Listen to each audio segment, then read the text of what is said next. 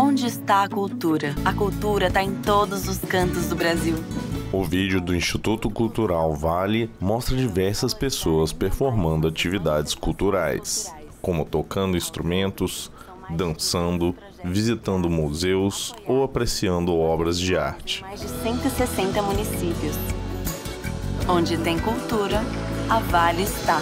Apoiando e valorizando nossa cultura, crescemos e evoluímos juntos. Vamos receber com palmas o nosso convidado de hoje, Oswaldo Giacoia. A plateia aplaude a entrada de Oswaldo Giacoia. Oswaldo é um homem branco, calvo e de barba grisalha. Ele veste um suéter preto e usa um óculos de hastes pretas. Eu gostaria, antes de mais nada, de agradecer a presença de todas e todos, cada um de vocês aqui nesta noite. É para mim realmente um imenso privilégio estar reunido com vocês nesta ocasião, poder voltar a Minas Gerais, a este espaço cultural pelo qual eu nutro um imenso apreço, uma admiração e um respeito incondicionais. É para mim realmente um motivo de profunda emoção, alegria, pelo qual eu sou infinitamente grato. Queria agradecer aos diretores do projeto Sempre um Papo, também ao Adalto Novaes e Arte e Pensamento, do Ciclo Mutações, ao qual eu estou ligado há algum tempo, um tempo já considerável, e também a todas as pessoas que estão... Diversos espectadores na plateia acompanham a palestra de Oswaldo. Uma espectadora grava um vídeo da fala de Oswaldo com seu celular. Agradeço mesmo de coração. Muito obrigado. Até um passado bastante recente, a natureza será considerada um limite intransponível para a potência exploratória da investigação humana. Esta é, porém, uma certeza atualmente desestabilizada pela crise ecológica. A elevação da temperatura média da Terra, causada pela emissão de carbono e outros gases de efeito estufa, afeta o clima do planeta, gerando consequências cuja extensão é impossível de determinar. Tais efeitos são catastróficos tanto para a sobrevivência da espécie humana, quanto, para além disso, para a subsistência da própria natureza. Também os avanços teóricos e experimentais nas áreas de biologia molecular, de genética, das ciências cognitivas, dos estudos de inteligência artificial, da informática, da nanotecnologia, que prometem libertar a humanidade de seus atávicos limites e vulnerabilidades, evidenciam que quanto mais aprendemos a alterar a nossa natureza, menos livres nós nos tornamos. O perigo consiste em transformar grande parte da humanidade em objeto manipulado por uma nova casta de tecnocratas super-humanos. Em artigo que foi publicado recentemente, o filósofo Slavoj Žižek advertia para este risco com uma inquietação que nos leva a perguntar se os fenômenos meteorológicos que vivenciamos hoje com frequência cada vez maior e efeitos cada vez mais devastadores, secas, inundações, para não mencionar o aquecimento global, não seriam sintomas indicativos de algo como o fim da natureza. Esta, entendida em sua acepção tradicional, designando a regularidade no ritmo e no ciclo das estações. Nossa sobrevivência, escreve Žižek, depende de certos parâmetros naturais que automaticamente tomamos como garantidos. A lição do aquecimento global é que a liberdade da humanidade só foi possível tendo como pano de fundo os parâmetros naturais estáveis da vida na Terra, como a temperatura, a composição do ar, o suprimento suficiente de água, energia, etc. Os humanos podem fazer o que quiserem, apenas na medida em que, permaneçam suficientemente marginais, de modo que não perturbe seriamente os parâmetros da Terra.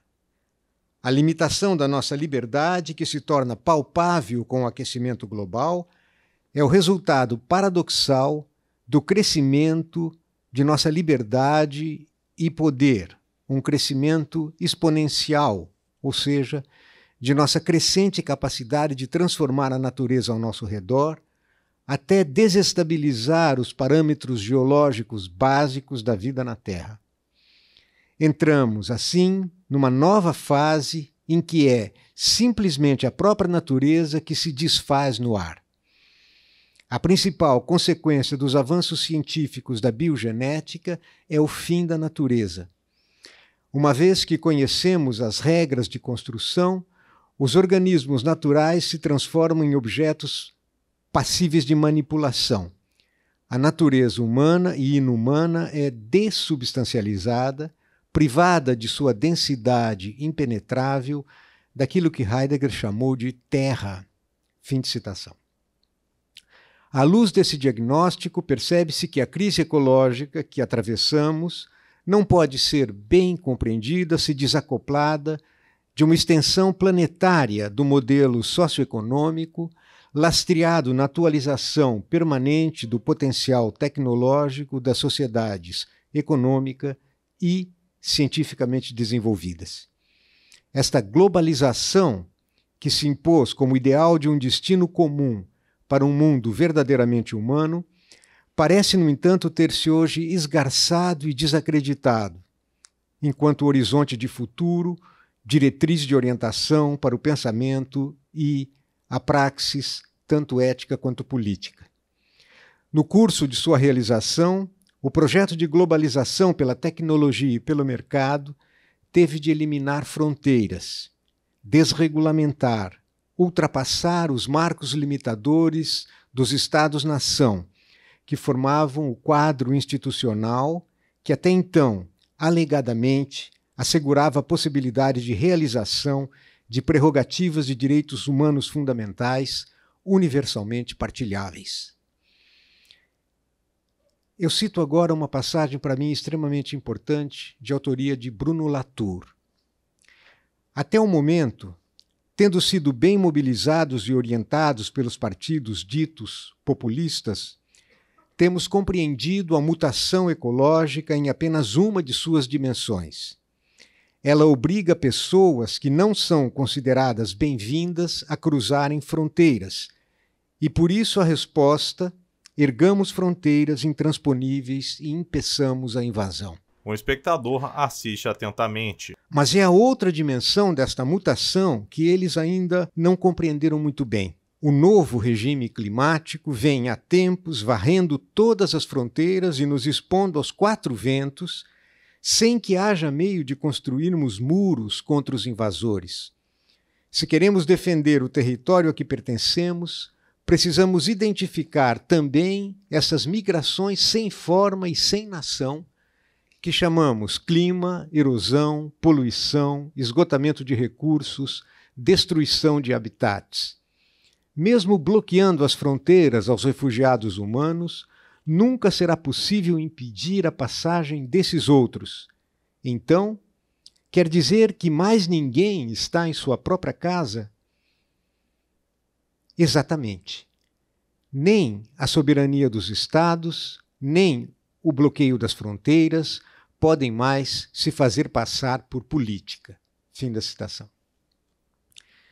Em princípio, todos os povos seriam beneficiários do progresso técnico-científico, que prometia melhores condições de existência, o acesso ampliado aos bens de consumo e a elevação da taxa média de vida. Nele se depositavam as esperanças de realização da finalidade universal da história, a humanização da natureza e a naturalização da relação entre os homens.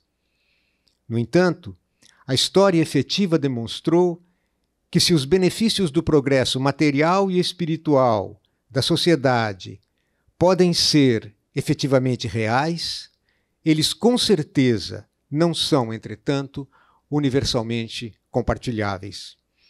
A globalização para todos revelou-se utópica e irrealizável. Se todos os países industrializados avançassem conforme as previsões de seus respectivos planos de modernização, não existiria planeta compatível com as suas expectativas de desenvolvimento. Certamente não o nosso planeta Terra. Este é um caso paradoxal de fracasso por excesso de sucesso. Um paradoxo que desafia a reflexão e mostra a impotência do quadro categorial, teórico e prático, herdado da modernidade, para dar conta da mutação em que estamos mergulhados, dos impasses e dilemas que assinalam as profundas transformações em curso.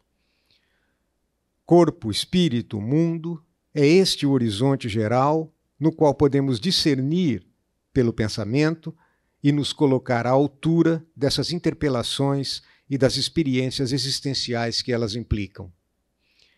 Pois uma das mais eloquentes destas experiências é aquela da desestabilização generalizada de nossas relações com o mundo e conosco mesmos, com a natureza em geral e com a natureza humana em particular.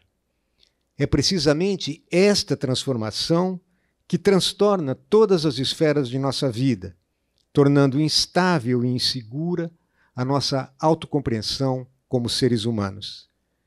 Diagnosticar e refletir a partir da tríade formada por corpo, mente e espírito, por corpo, espírito e mundo, aquilo que efetivamente está em jogo nos processos que estamos atravessando, é um dos objetivos cardinais deste ciclo.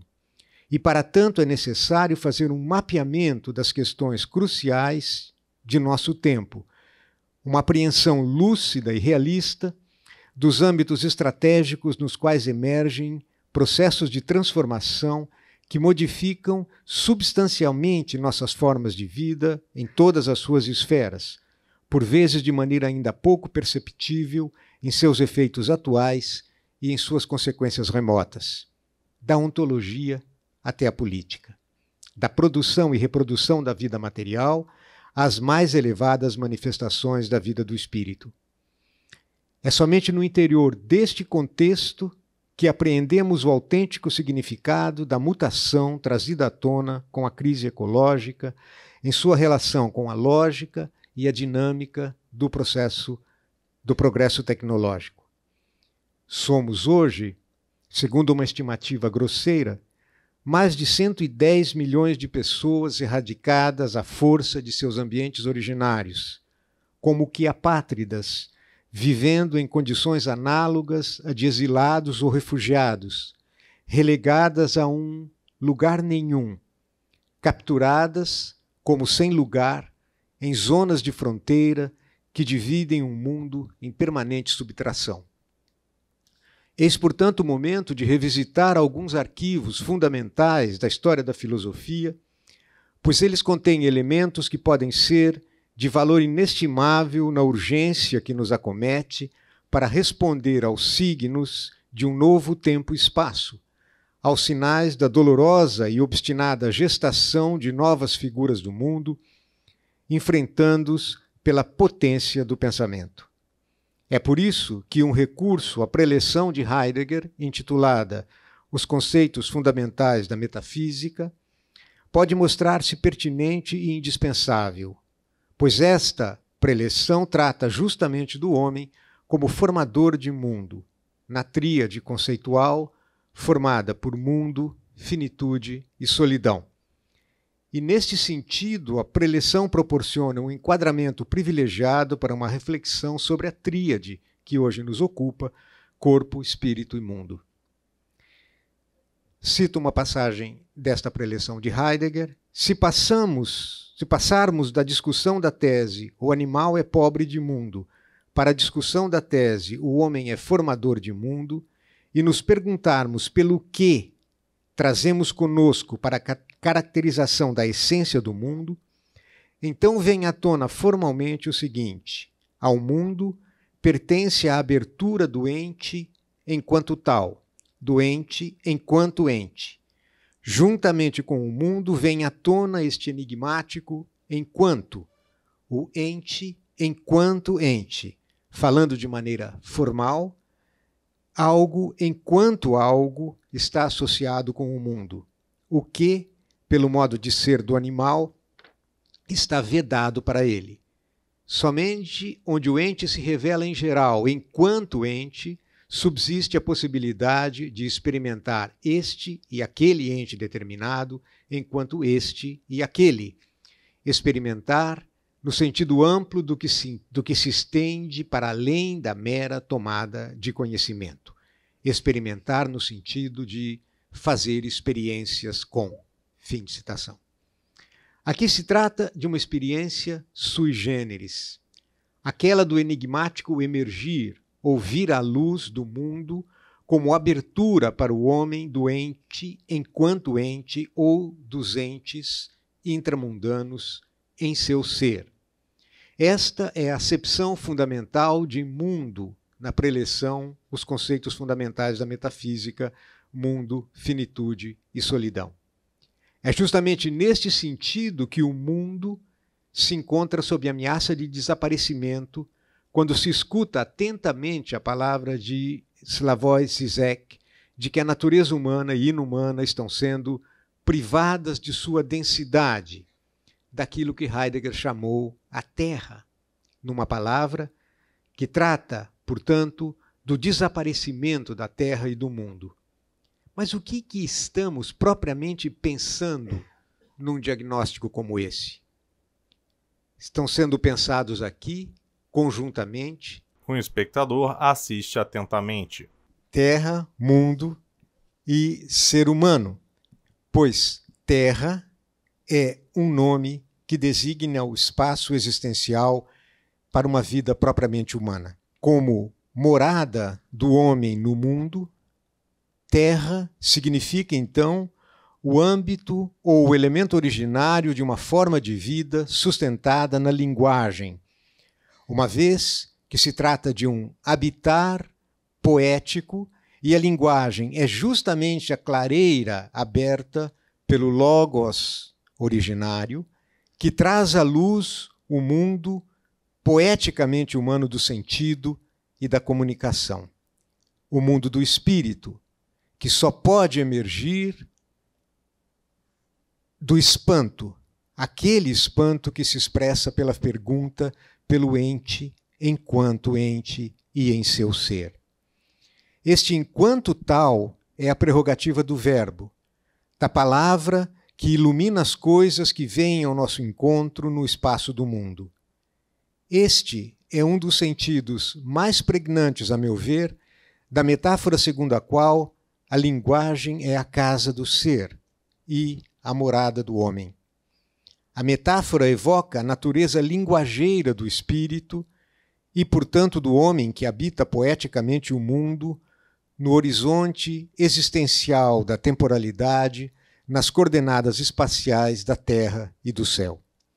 O homem entendido, então, não como puro espírito, mas como existência, tomada aqui em sua concretude encarnada, na facticidade do corpo, com as suas disposições e afetos fundamentais, enraizado na finitude e na historicidade, concernido pela pergunta, pelo sentido dos entes intramundanos, também pelo sentido do seu próprio ser.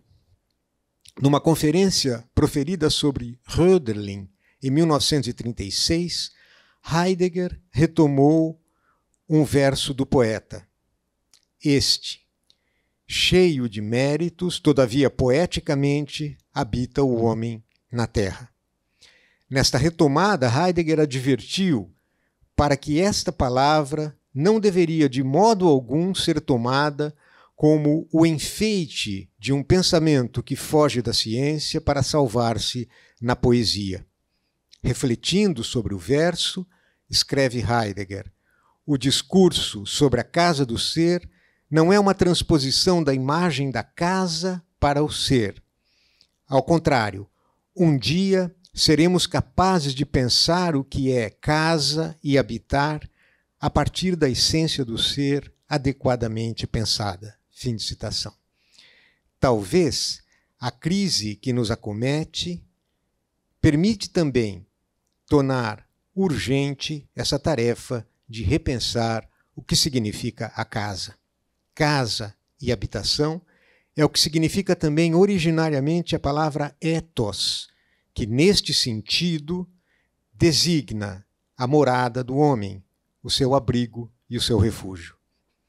Pois como estrutura praxeológica, eu tomo esta expressão, estrutura praxeológica, de um conterrâneo de vocês, do padre Lima Vaz, como estrutura praxeológica, o ethos, por sua vez, também é inteiramente sustentado pela inefável potência do Logos. É somente esta habitação, escreve Heidegger, que garante a experiência do que pode ser sustentado e dar apoio. O apoio para todo comportamento presenteia a verdade do ser. Apoio significa, na língua alemã, proteção. O ser é a proteção que guarda o homem em sua essência existente, de tal maneira que ele instala a existência na linguagem. É por isso que a linguagem é a casa do ser e a habitação do ser humano. Somente porque a linguagem é a habitação da essência do homem, podem os homens e as humanidades históricas não estar em casa na sua linguagem, de maneira que esta se torna para eles um sustentáculo de suas maquinações. Fim de citação. Ora, é justamente para questionamentos sobre a linguagem que nos convoca a preleção os conceitos fundamentais da metafísica, pois neste texto encontramos, no enunciado da problemática tese sobre o homem como formador de mundo, algumas das pistas mais relevantes para uma reflexão deste tipo. A pedra não tem mundo, o animal é pobre de mundo, o homem é formador de mundo. Eis as três teses da preleção. O homem possui mundo, escreve Heidegger. O que quer dizer do resto dos entes, que como o homem também são uma parte do mundo? O que dizer dos animais, das plantas, das coisas materiais, como as pedras, por exemplo? Diferentemente do homem, que também possui mundo, elas seriam apenas parte do mundo? E como? Da mesma forma que o homem ou diversamente? Como é preciso aprender esta alteridade? O que quer dizer da pedra? Aqui se mostram, ainda que de modo deveras rudimentar, importantes diferenças. Fim de citação. A reflexão sobre tais diferenças encontra eco na tese sobre a linguagem como casa do ser, pois é neste horizonte que se origina a pergunta por aquilo que são os entes, pergunta com a qual tem início a filosofia, e com a filosofia a questão do sentido. Todavia, como condição prévia desta reflexão, é preciso destacar o significado especial da palavra privação em expressões como não ter mundo ou ser pobre de mundo. Esta significação é essencialmente modal, pois o fundamental aqui é o como, o modo da privação, que não se enuncia de modo algum em termos quantitativos de mais e de menos, maior e menor, não sendo, portanto, uma privação que implique inferioridade, degradação ou desqualificação, como se a pedra ou o animal fossem entidades ontologicamente e hierarquicamente inferiores ao ser humano. Heidegger trata tais diferenças em chave, repito, modal e comparativa, à luz da diferença ontológica, para designar três modos diferentes de acesso aos entes ou de ligação dos entes com o seu respectivo espaço de existência, isto é, com o seu mundo, entendido este termo como o que é acessível, isto com o que se lida, ou seja, aquilo com o que um trato é necessário. Fim de citação. Sendo assim, afirmar que a pedra é sem mundo é afirmar que, se ela toca o solo, Exercendo uma pressão sobre o terreno em que se encontra, esta pressão não tem o mesmo estatuto de uma ligação e nem remotamente o de uma lida ou de um trato. O toque da pedra no solo não é da mesma natureza do que aquele de que é capaz um animal ou o homem. Ontologicamente diferente da pedra, o animal é pobre de mundo. E com isto temos um outro e distinto sentido de privação.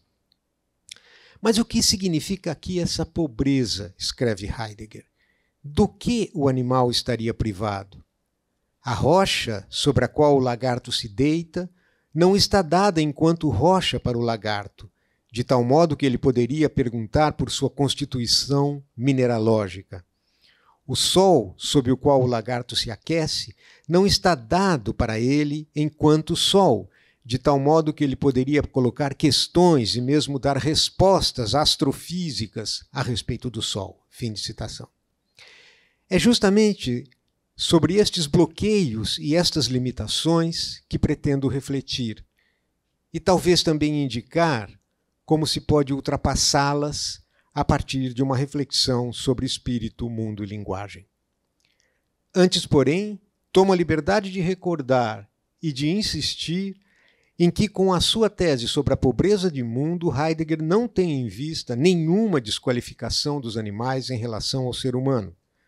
Tanto assim que ele próprio chama atenção para que esta comparação entre o homem e o animal, no sentido da sua tese sobre pobreza de mundo e de formação de mundo, não admite nenhuma depreciação e nenhuma desvalorização em termos de plenitude e ausência de plenitude.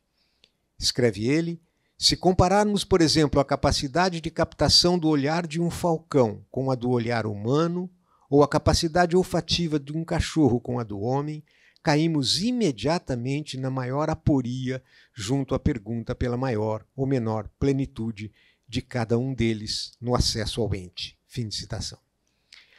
À luz destes elementos, pretendo examinar a questão da relação entre corpo, espírito e mundo em sentido consideravelmente diverso, portanto, daquele que enseja as objeções feitas a Heidegger por filósofos como Jacques Derrida, como George Agamben, como Florence Burgat, como Elisabeth de Fontenay ou como Etienne de Bambinet.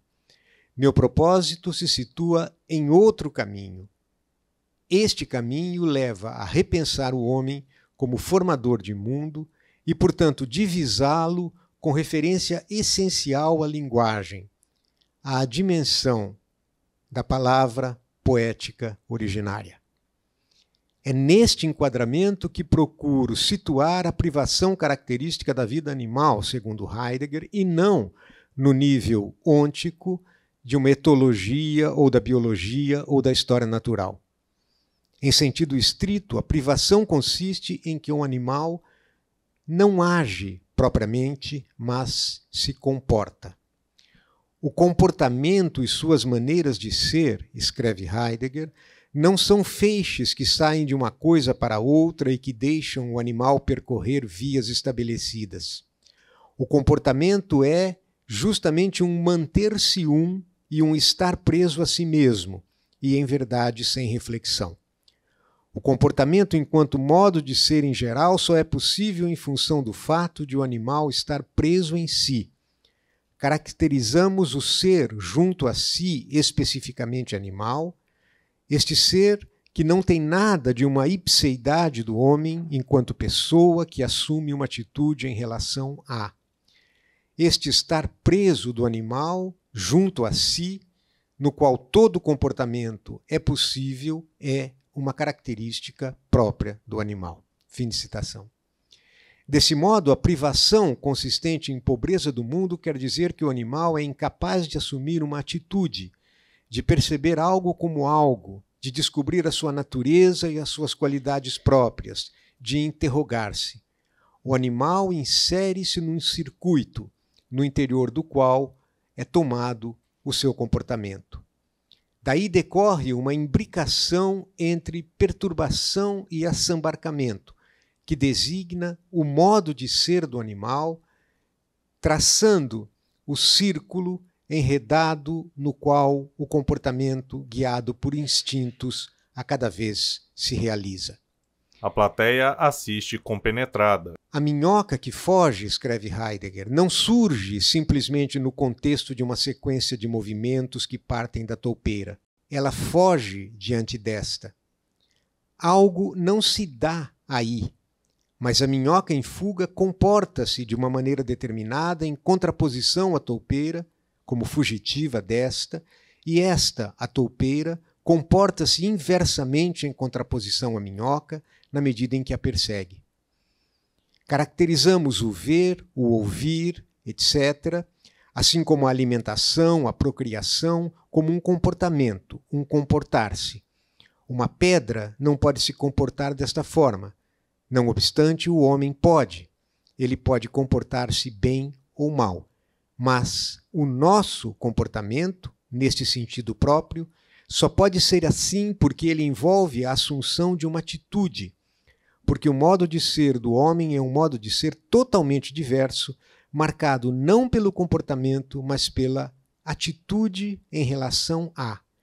Nós chamamos o modo de ser do homem o assumir de uma atitude e chamamos o modo de ser do animal comportamento. Fim de citação. Perturbado, mas também integralmente absorvido na série dos movimentos ativados por um desinibidor, o animal é impelido e impele, mas o faz sem reflexão. O desinibidor atua, pois, como força propulsora, que ao mesmo tempo provoca uma sequência de reações instintivas, mas que também confina o animal neste circuito comportamental. Não se ilumina aqui nenhum âmbito de um dar-se, nenhuma clareira na qual os entes possam a cada vez apresentar-se em seu modo próprio de ser. Pois esta abertura é o préstimo essencial da linguagem. Ela é a dádiva do espírito. Comportar-se é, portanto, toto genere, diferente de assumir uma atitude em relação a um ente ou aos entes, de lidar com algo enquanto algo, que esta é a postura própria da subjetividade humana. Num sentido ainda mais específico, pode-se considerar a condição ontológica do animal como privada, tanto da abertura quanto do fechamento para o ente enquanto tal. Ela o coloca fora da possibilidade de que o ente seja aberto ou fechado para ele. Nem aberto, nem fechado, o ente, enquanto ente, seria preciso, a rigor, insistir em que as palavras aberto e fechado não teriam mesmo aplicação aqui, pois o animal sequer acede a essa diferença, já que para Heidegger está ontologicamente além ou aquém desta possibilidade. É o que ele pretende elucidar com o recurso ao exemplo das abelhas. As abelhas trabalhadoras, escreve ele, conhecem as flores que visitam, a sua cor e o seu aroma, mas não conhecem os estames destas flores enquanto estames. Elas não conhecem as raízes das flores, elas não conhecem algo assim como o número de estames e de folhas. Perante este mundo, o mundo do homem é rico, maior em abrangência, mais amplo em penetração, não apenas constantemente expansível em sua abrangência, mas também cada vez mais insistente no que concerne à penetração. Fim de citação. Incapaz, portanto, de perceber algo como algo, as abelhas não reconhecem as flores enquanto flores, nem em suas partes, nem sequer enquanto comida. Elas são simplesmente impelidas para as flores por suas pulsões e pelos circuitos que estas pulsões percorrem, por exemplo, comida, colmeia, sol, etc. As abelhas não são capazes de manter um distanciamento que permita um ocupar-se com algo enquanto algo. Um trato, uma lida com o mundo. Elas reagem ao meio, mas os seus movimentos se processam num circuito pulsional que as absorve. Em contraste com esta limitação, o essencial dá-se então para Heidegger como tarefa de pensar o ser humano a partir da sua abertura. O ser humano como um ser no aberto, ou como, mais propriamente, abertura originária para o ser. Ora, este sentido vetorial da existência humana é o que permite a formação de mundo, constitutiva do homem. Não, porém, como sujeito da representação, mas como ser no mundo, a saber, como um ser lançado no universo, desvendado pela poiesis originária, que interpela os entes como aquilo que são, palavra que se ocupa não apenas com o que são os entes, mas que se encarrega também do desvelamento poético e apofântico da verdade do ser. Lembremo-nos que o pensamento porta na linguagem a palavra pronunciada do ser.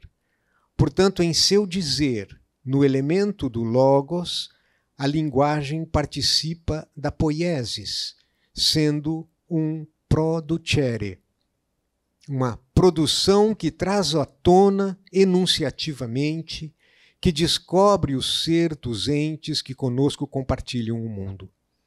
A metáfora da linguagem como a casa do ser indica, então, que é somente na correspondência com a interpelação do ser que o convoca para a abertura do mundo, é somente nesta relação entre o desvelamento do ser e a essência pensante do homem que o homem pode ser propriamente o que ele é, a saber, um ser no mundo.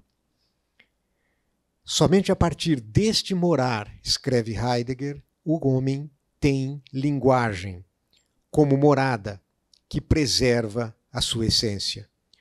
Chamo existência do homem o estar na clareira do ser. Este modo de ser só é próprio do homem. Assim entendida, a existência não é apenas o fundamento de possibilidade da razão, da ratio, é também onde a essência do homem se conserva na proveniência da sua determinação. Fim de citação.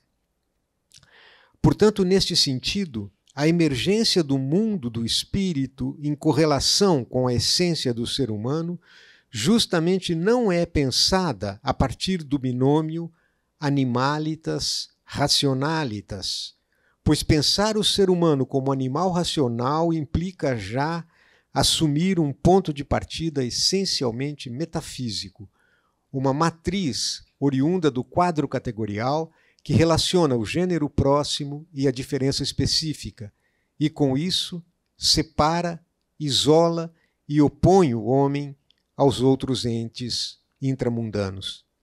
A diferença de todos os demais entes, o homem é tomado como o animal racional.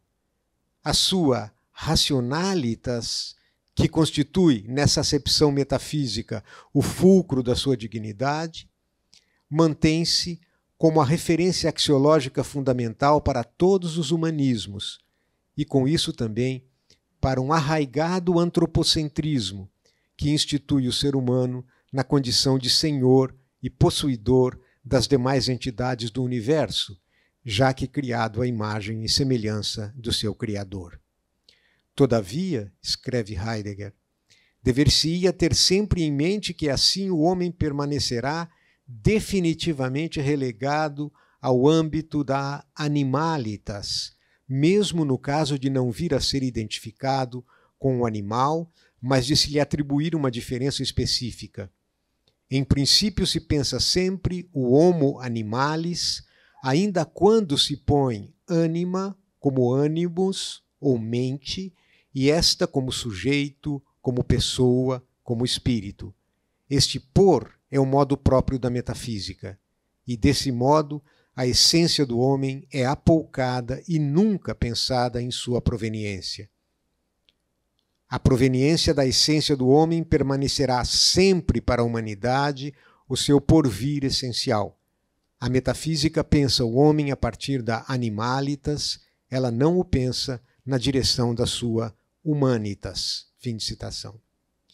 Portanto, é preciso deixar de pensar o ser humano como misteriosa união substancial de corpo e alma, em sentido metafísico, para pensá-lo como sugere Valéry e também Heidegger, na tríade indissociável formada por corpo, mundo e espírito. Habitar a linguagem, morar na clareira do ser o aberto, é o sentido ontológico do homem como formador do mundo. A palavra traz à luz o mundo em que o ser humano se realiza enquanto ser-em, juntamente com os outros entes que vêm ao seu encontro, no pensar, no discorrer e no poetar.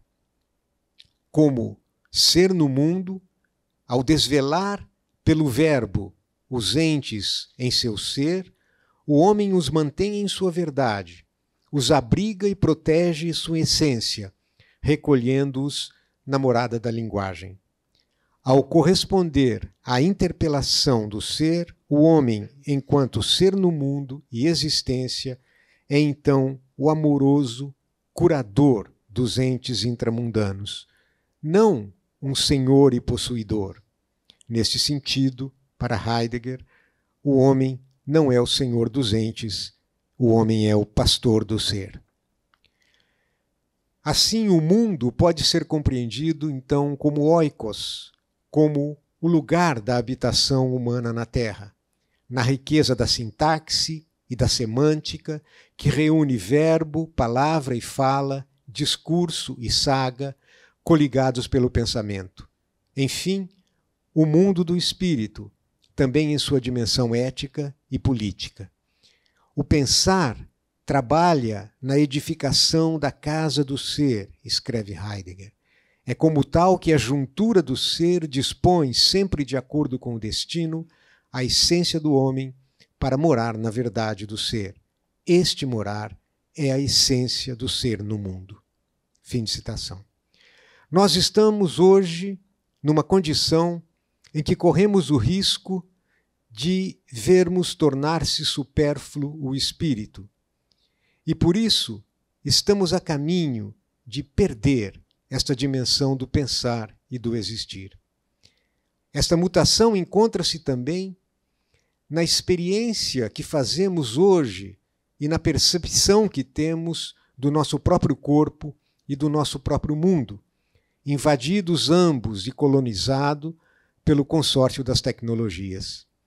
O perigo que com isso se anuncia é justamente o de um novo tipo de enclausuramento, desta vez paradoxal, o enclausuramento que consiste na devastação, que hoje se anuncia ominosamente na constelação formada pela mutação climática, pelo desaparecimento da Terra, pela desertificação do mundo, pela maquinalização do corpo, a banalização e o estreitamento do espírito.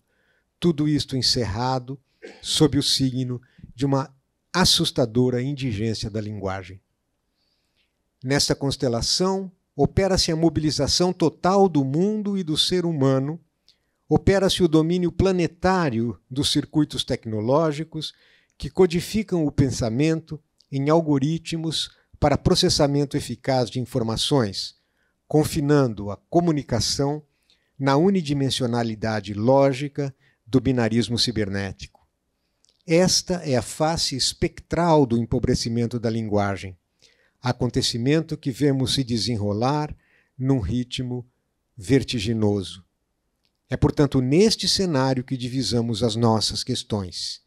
É, portanto, o empobrecimento da linguagem que dá a pensar, pois ele é o índice de um confinamento do pensamento e de uma superfluidade do espírito. A propósito, num texto bem recente, escreveu Peter Sloterdijk: ninguém pode ignorar que a casa do ser está desaparecendo sob um andaime. E ninguém sabe qual aspecto terá depois da reconstrução, especialmente agora que seus fundamentos, a ligação da cultura, da escrita e da formação humana, estão sendo erodidos. No estado atual do mundo, a característica singular mais notável da história tecnológica e intelectual é que a cultura tecnológica está produzindo um estado de agregação da linguagem e da escrita, um estado que tem pouco em comum com as interpretações tradicionais feitas por parte da religião, da metafísica e do humanismo. Não é mais possível conceber a antiga casa do ser em termos de moradia e de tornar o distante mais próximo. Um espectador acompanha a fala de Oswaldo. Falar e escrever, na época dos códigos digitais e das transcrições genéticas, perdeu completamente o seu sentido familiar. Fim de citação. Esta perda da dimensão de sentido que nos era proporcionado pelos diversos humanismos impõe-se como realidade que afeta a sociedade mundial em praticamente todas as suas formas de organização socioeconômica, política, científica e cultural, uma vez que a globalização depende da atualização compulsória do potencial e dos recursos disponibilizados pela racionalidade tecnológica. Neste processo, estão sendo irreversivelmente minados os abrigos nos quais o universal ainda podia encontrar algum tipo de refúgio nos planos do pensamento e da ação, como verdade e certeza no âmbito teórico, dignidade e justiça em termos éticos, morais e políticos, belo e sublime em termos de estética. Juntamente com a mutação ambiental, esta erosão afeta não só a humanidade, mas a natureza em geral, arrastando em seu vórtice humanos e não humanos, com a ameaça do desaparecimento da Terra. Prossigo citando esse texto recente de Sloterdijk. Se Heidegger tivesse intenções narrativas, o seu protagonista teria construído uma cabana nas montanhas para esperar lá e ver como a história se passaria. Para ele, era evidente que a errância se mantém. Não há nenhum vir a si. Ao invés disso, tudo sugere que a revelação do homem, por meio da história e da tecnologia, está prestes a entrar em uma era de tensões e obscurecimentos ainda maiores. Aos olhos de Heidegger, Hegel estava certo ao dar uma história à verdade, mas errou ao fazê-la acontecer da Jônia à hiena, e também não fez bem ao assimilá-la a um processo solar com o nascer e o pôr do sol. Mas com essa correção, teríamos nós superado o furor teleológico? Diante do estado de coisas de 1946, para Heidegger, a história da verdade não é de modo algum um curso solar, mas a queima de um pavio conceitual que corre de Atenas a Hiroshima e, como podemos ver, segue adiante nos laboratórios de engenharia genética atual e até mais, quem sabe onde. Fim de citação. É, portanto, no sentido desta advertência, até mais, quem sabe onde, que urge enfrentar pelo pensamento a questão da perda da Terra, a questão da mutação climática e do empobrecimento da linguagem à luz da tríade que reúne corpo, mundo e espírito. Muito obrigado a vocês pela paciência. A plateia aplaude o encerramento da palestra de Oswaldo.